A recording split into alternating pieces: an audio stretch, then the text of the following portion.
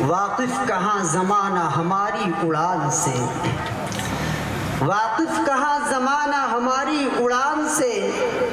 وہ اور تھے جو ہار گئے آسمان سے، وہ اور تھے جو ہار گئے آسمان سے۔ یہ دینی مدرسے ہیں مت دیکھ مشکوک نظروں سے، یہ دینی مدرسے ہیں مت دیکھ مشکوک نظروں سے، برائی سے یہاں تو بچہ بچہ دور رہتا ہے، برائی سے یہاں تو بچہ بچہ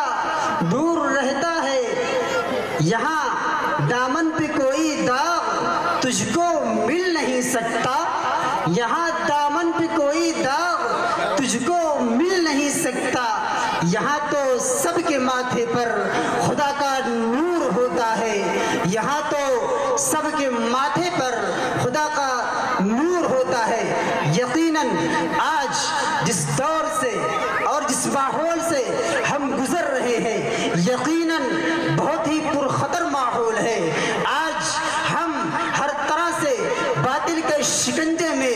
جکڑے ہوئے ہیں، اور دشمن طاقتیں یہ چاہتی ہیں کہ اس ملک سے اسلام کا نام و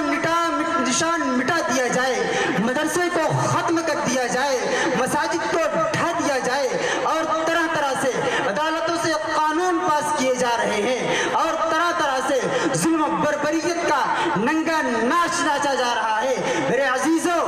آج یہ کوئی نئی بات نہیں ہے۔ جب آپ صلی اللہ علیہ وسلم نے نبوت کا اعلان کیا تھا اور یہ کہا تھا، اے لوگوں اللہ کا کلمہ پڑھ لو، اللہ کو مان لو، اے خدا کی عبادت کرو، اے خدا کی پوجا کرو، اے خدا کی پرستش کرو، تم کامیاب ہو جاؤ گے، تو وہی لوگ جو آپ کو صادق اور امین کہا کرتے تھے، وہی آپ کے جانی دشمن بن گئے۔ ہمیشہ ہر دور میں یہ کوششیں رہی ہیں اسلام کو مٹانے کی، اسلام کو ختم کرنے کی، اسلام کو تہہ تیگ کرنے کی، لیکن خدا کا قانون رہا ہے، اللہ تبارک و تعالیٰ کا یہ قانون ہے۔ جب بھی باطل طاقتیں اقتدار کے گھمنڈ میں، طاقت کے نشے میں اسلام پر ہر طرح کی جب یلغار کرنا شروع کر دیتی ہے، اور مدارس کو نشانہ بنایا جاتا ہے، مکاتب کو نشانہ بنایا جانے لگتا ہے،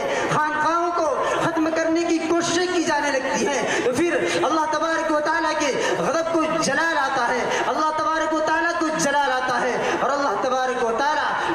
باطل طاقتوں سے انتقام لینا شروع ہو جاتا ہے۔ ارے ادھر دیکھیے اس فرعون نے جس نے کہا تھا انا ربکم الاعلی، جب اسے ایک خبر ملی اور کسی نجومی نے یہ کہا تھا، اے فرعون تیری حکومت کے اندر ایک ایسا بچہ جنم لینے والا ہے، ایک ایسا بچہ پیدا ہونے والا ہے جو تیری حکومت کا تختہ پلٹ دے گا، جو تیری حکومت کو ختم کر دے گا۔ جب یہ بات فرعون کے کان میں پڑتی ہے، فرعون یہ اعلان کرتا ہے طاقت کے نشے میں، طاقت کے گھمنڈ میں، یہ کہتا ہے آج سے جتنے بچے پیدا ہو سب کو قتل کر دیا جائے، سب کی گردنوں پر تلواریں پھیر دی جائیں، اور نہ جانے کتنے بچوں کا قتل عام کیا گیا، بچوں کو ختم کیا گیا۔ لیکن اللہ تبارک و